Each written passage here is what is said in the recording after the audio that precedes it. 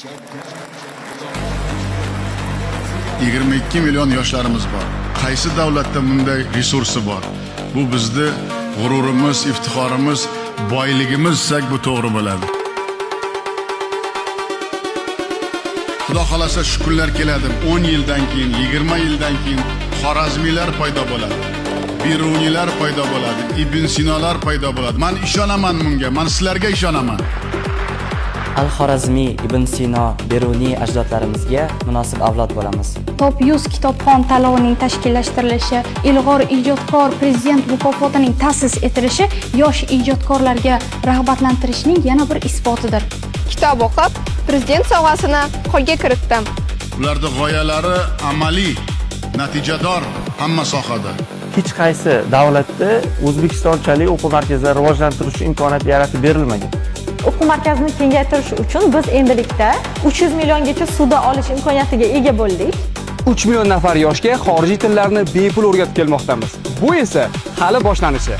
Biz erishgan barcha natijalarimiz siz boshlab bergan va qat'iyat bilan davom ettirayotgan islohotlaringiz natijasi deb bilamiz. Kasb hunar biz uchun eng muhim yo'nalishga aylandi, to'xtashga haqqimiz yo'q. Kelajakda kim bo'lasan desa, men o'zimiz startapimni qurib, kelajakda butun dunyoga sotaman deb maqsad qiladigan yigitlarni tarbiyalashga biz qattiq bel bog'laymiz hurmatli do'stlar. Bularning barchasi O'zbekiston yoshlarini butun yer yuzida hech qanday cheklovlarsiz erkin qanot qoqish uchun. O'zbekiston Respublikasiga Sadoqat bilan xizmat qilaman. O'zimizda yoshlarimiz yangi takliflar beryapti. Bu bizga juda kerak, eshitishga majburmiz bugun yoshlar. Yurtimizda faoliyat olib borayotgan olimlarning 48%ni ayollar tashkil etmoqda va men ham ushbu 48% olimi ayollarning biri ekanligimdan faxrlanaman. Oddiy qishloqdan chiqib Manaman degan Garvard universitetiga 100% grantga kirish, bu degani o'zbek millati, o'zbek qizi nimaga qodir ekanligidan dalolat. Mening maqsadim O'zbekistonga birinchilardan bo'lib Nobel mukofotini olib kelish.